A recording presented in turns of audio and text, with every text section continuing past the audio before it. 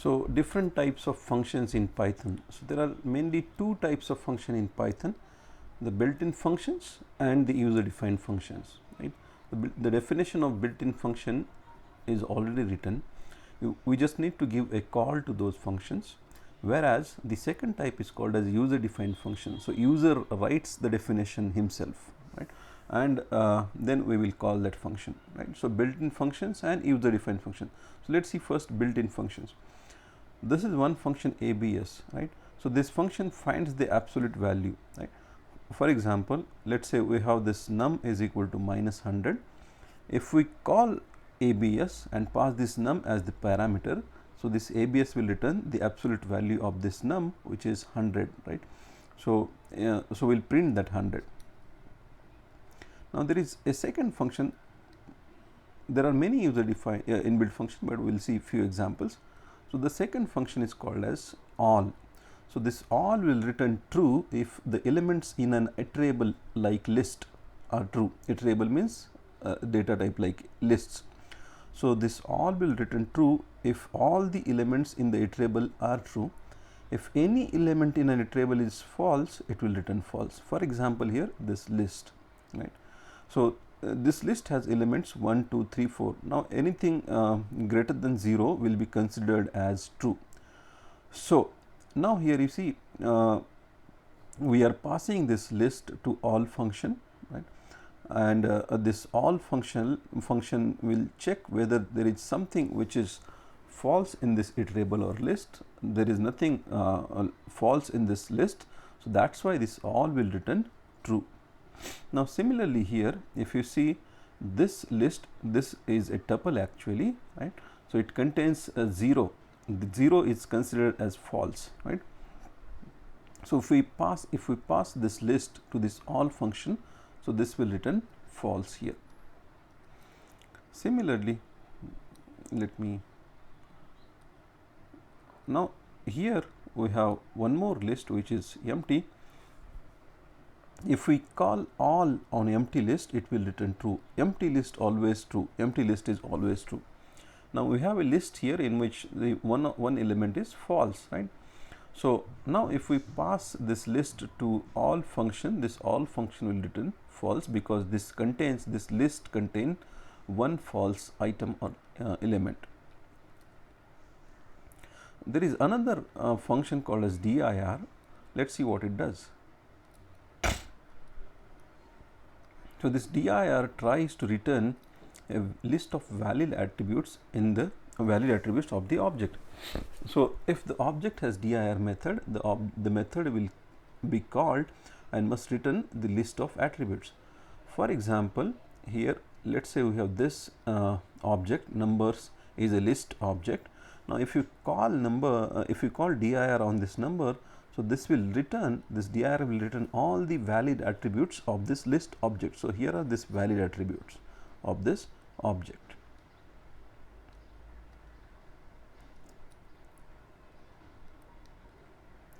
So, another function is divmod. So, this divmod method takes two numbers and returns a pair of numbers consisting of the quotient and the remainder.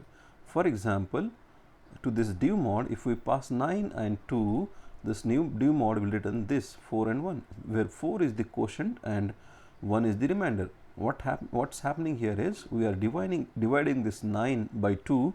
The quotient is 4 and the remainder is 1. So, this divmod returns this pair where this is quotient and this is remainder.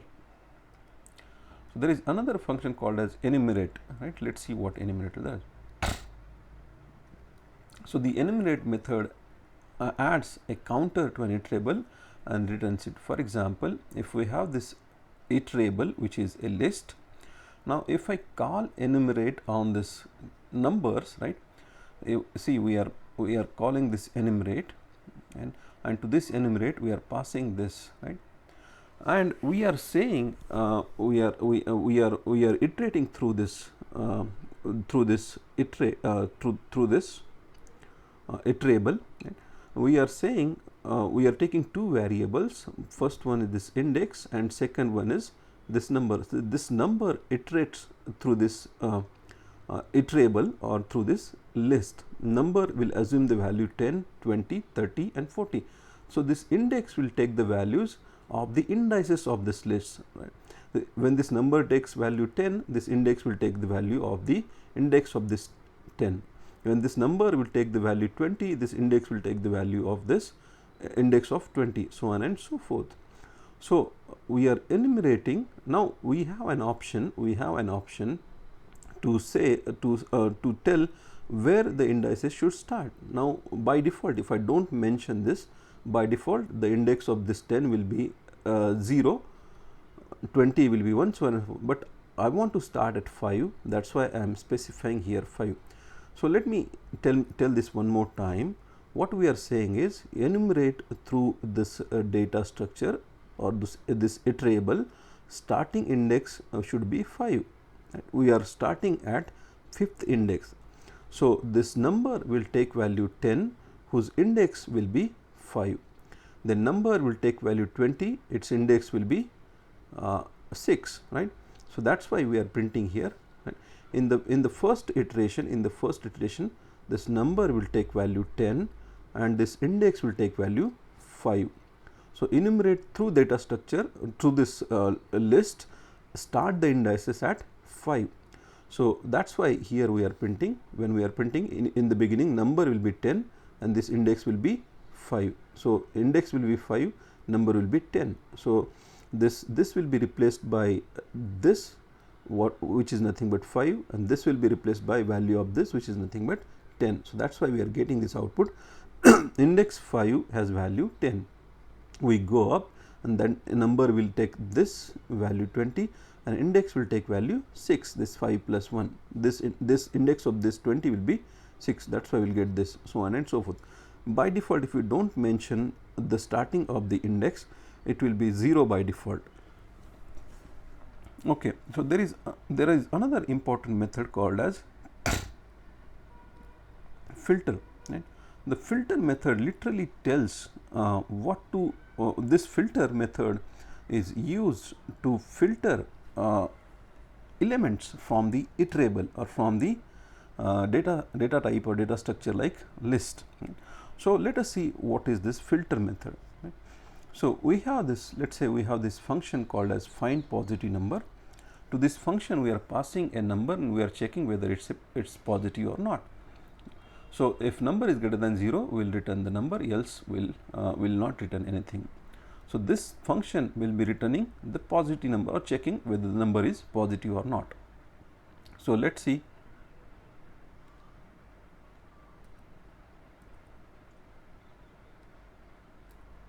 Now, here we have the list. The list is created from -10 to +10, right. This range function creates the list from this to this, -10 to +10. So, then we are calling, we are printing this list, we are printing this list, we will get this list. Okay. So, now what we want to do is we want to find the positive numbers in this list. We want to find the positive numbers in this list. So, we want to filter the positive numbers from this list, or we want to filter the negative numbers from this list. We just want to keep the positive numbers. We just want to keep the positive numbers, filtering the negative numbers. So, what we will do, we will call a filter method, and to that filter method we will pass this number, pass this function, right. The first parameter is this function, and the second parameter is the iterable or the list containing these numbers. Right. What we are doing here, see, first what is our task? Our task is from this list, this is the list which we will be generating from this range. This range will generate this list.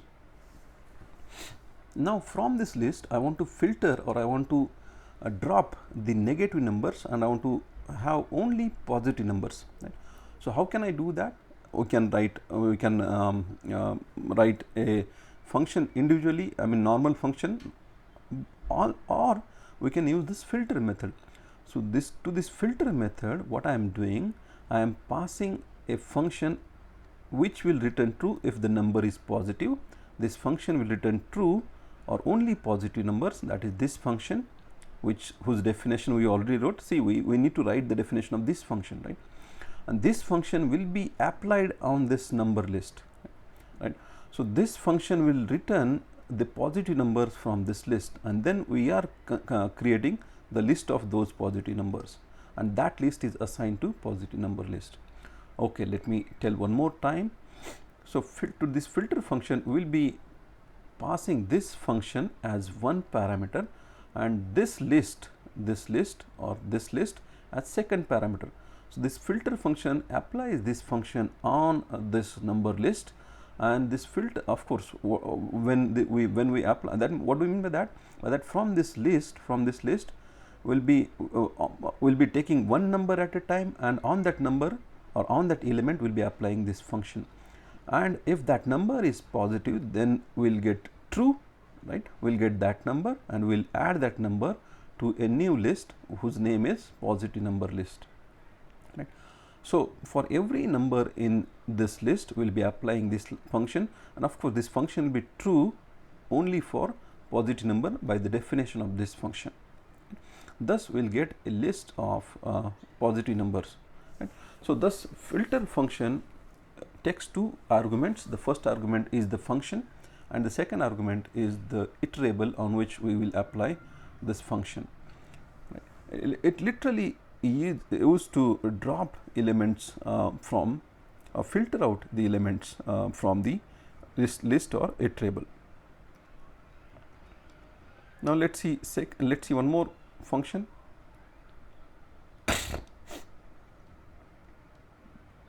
So there is another function called as isInstance. This function checks if the object, which is the first object, is an instance of the second argument. For example, this is the syntax: isInstance object class info. Is this object instance of the second object? So we have list here, lst as list. So isInstance will return true if this is instance of this object, right? You see, this is a data type, list data type. This is the data type list, and this is a list. So this is instance of this. That's why this will return true. Will get true. Now, this t is a tuple, right? Now this t is not instance of list. T is an instance of tuple. That's why this will return false. There is another important function called as map function. So let's see map function. So the map applies a function to all the elements of the input list. So here is the syntax of map. Map is a function. To that map we will pass the first argument or first parameter, which itself is a function, and the second argument or second parameter is the list containing some numbers or some elements. So this map function applies this function on each element of this iterable or list. For example, we have numbers here, numbers which is a list. Now we want to square each element of this numbers list. So the normal method is, or the usual the method which we normally use is, we'll iterate through this list, and we'll simply say number square number, this is a symbol of square, and we are appending the square to the new list squared, right? We are getting an element. See, this num will take 1, and we will append 1 square to this squared. So the squared will be containing the squares of this numbers list, right? So we'll get this output.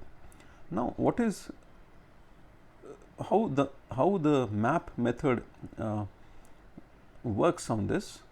It reduces the, let's see how this map method. So we have the numbers again. We are defining this function. Of course, this function will return the square, right, of the number passed to this function. The name of the function is power of 2, right? So this function returns the square of this parameter, that is this square. Now we will have this squared list, and what we are adding to this squared list, what we are putting in the squared list, this thing, the result of this, right? So, what we are doing? We are calling a map function. To this map function, we are passing this power of 2 as a function and numbers as another parameter, right. So, this power of 2 function will be applied on each element of this numbers. So, this power of 2 will be applied on 1, power of 2 will be applied on 2, power of 2 will be applied on 3, so on and so forth, and the result will be converted into a list, right, and that list will be named as squared, right. We will get this list. So, map function literally applies a function to an iterable, items in an iterable, which is the second parameter here. Okay. Now, let us see reduce. There is one more method which is again very important, called as reduce method. So, what does this reduce method does? Reduce function is for performing some computation on a list and returning the result. So, it actually used to perform some computation on a list and returning the result. So, it applies a rolling computation to a sequential pairs of values in a list. Let us see what is the meaning of rolling computation. So, we have a product is equal to 1 and we have this list. So, what we are doing is we are computing the product of the numbers in this list. So, this is the traditional method by using a for loop. We are initializing the product to 1, right, and then we are multiplying this with this, right, this with the result of product, this with the result of product, so on and so forth, right. So, ultimately product variable will hold the product of this, right. But now let us see how map works on this. So, here is we need to import reduce from the functools, right. So, we are importing this reduce from functools. Now, we will define the function which we want to apply, right. So, we want to apply multiply function, right. Multiply will simply return the result multiplication of two numbers passed to this multiply, x and y will be multiplied and the result will be written. So, we are calling reduce. To reduce, we are passing this first function as first parameter and the list which we declared above, right, that second list as second parameter, that the list as second parameter, this function as first parameter and the list which we declared here, the same list we are using here, we are passing as second parameter, right. So, what this product will hold? This product will hold the product of the elements in this list. So, let us see how do we get that product. So, initially the product here is the list is equal to 1, 2, 3 and 4. So, product is equal to 1. So, we are saying reduce multiply list, right. So, we are passing this in the beginning, these two will be passed, right. From the list, the first two elements will be taken and those will be passed as parameters to this multiply, right. So, these two 1 and 2 will be passed to multiply. So, multiply will return the product of x and y. So, product will be 2. So, the product will be 2, 1 into 2, right. Then next time what is done is, from the list this 2 is taken and this 2 is taken and that will be passed to multiply. So, what I am saying here,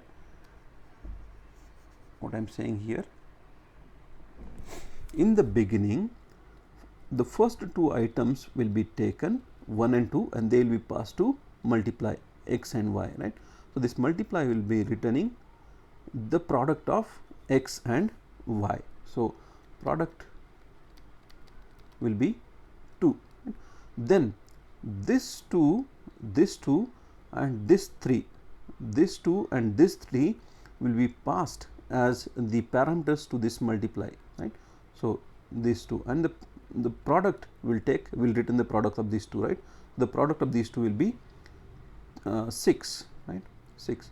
Then next time this 6 and this 4 will be passed as parameter to this multiply. So, this is called as rolling computation, right. So, ultimately 24 will be stored in this product. So, let me repeat one more time. In the beginning to this multiply, the first two items of the list, which are 1 and 2, first two elements of the list, which are 1 and 2, will be passed as the parameter, right?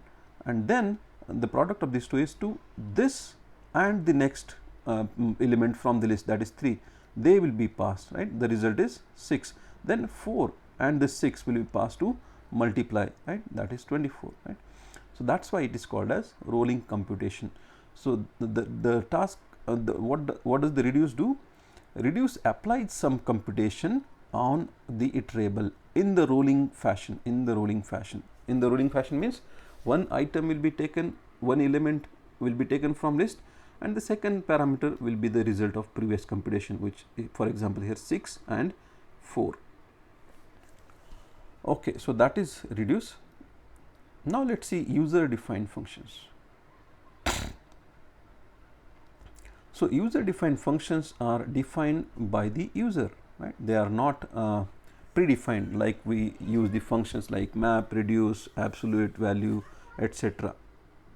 So what are the advantages of user defined function? The advantages of user defined function. User defined function helps to decompose a large program into small segments, which makes the program easy to understand, maintain and debug. If repeated code occurs in the program, functions can be used to include those codes and execute when needed by calling that function. So programmers working on large project can divide the workload by making different functions. Okay, so let's see user defined functions, some user defined function. So here is the function which will compute the product of two numbers. So the name of the function is product numbers. So this function, we are defining this function is not already there, right? So product numbers, to this function we are passing two parameters. This function has two parameters, it will accept two values, okay, and it will return the product of those two values. So we have here number 1 is equal to 10, number 2 is equal to 20. So when calling, we are calling this product numbers from here, passing number 1 and number 2.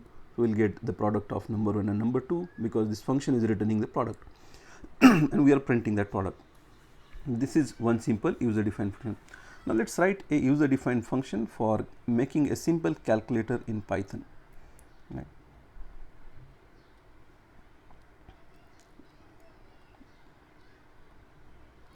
Just a moment, guys. So here is okay. So this is the first function which will return the addition of two numbers passed to this function. Define add, it will return addition of two numbers. The second function will return multiplication of two numbers, subtraction of two numbers, division, right? Now further, let's say we'll be calling these functions. Now here is our main program starting. We have defined the functions for doing 4 operations. Now we are asking the user to select an option. We are asking the user to select an option. If there are 4 choices we are putting for user, we are printing 4 choices, 1, 2, 3, 4, 1 addition, second subtraction, so on. Then we are taking the input from user, what choice user is entering. We are asking user to enter the choice 1, 2, 3, 4, right? By we are giving we are allowing user to enter from the keyboard by using this input function, and then the value entered by user will be converted into int, right? So this, what this statement is doing, because of this input we are getting this input box. User will be entering the value here. Now that value will be by default string, so we will be converting that value into integer, and then we are assigning that to, let's say for example user entered 3 here. So this 3 will be string, by default it will be a string, we will be converting that into integer, and then we are assigning this 3 to choice. And then we are checking, of course we will be taking two numbers again from the user. We are asking user to enter two numbers, number 1 and number 2, on which we will be performing the operation, right? Then we are checking what is the choice entered by user, what is the choice entered by user. So if choice is equal to 1, if choice is equal to 1, right? So we'll be calling the add function. We'll be calling the add function, passing these two numbers, right? If choice is equal to elif, if this is true, we'll call the add function. Elif choice is equal to 2, that means user want to perform subtraction, we'll call subtract function. elif choice is equal to 3, we will call multiply function, because choice 3 means user want to perform multiplication. Elif choice is equal to 4, we will be calling division, else we will say the choice entered by user is invalid. So, let us execute this program. Okay. So, here is the execution of the program. So, let us say our choice is 3, right? And we will enter the first number as 10, right? The second number as 20, and you see the multiplication of 10 and 20 is 200. So, in this case this line got executed. So, multiply function, there is a call to multiply function. So, multiply function will be executed, it will return the multiplication of number 1 and number 2, which is 200. So, we will be printing this number 1, number 2 and result of multiplication. Okay. So, we will get this.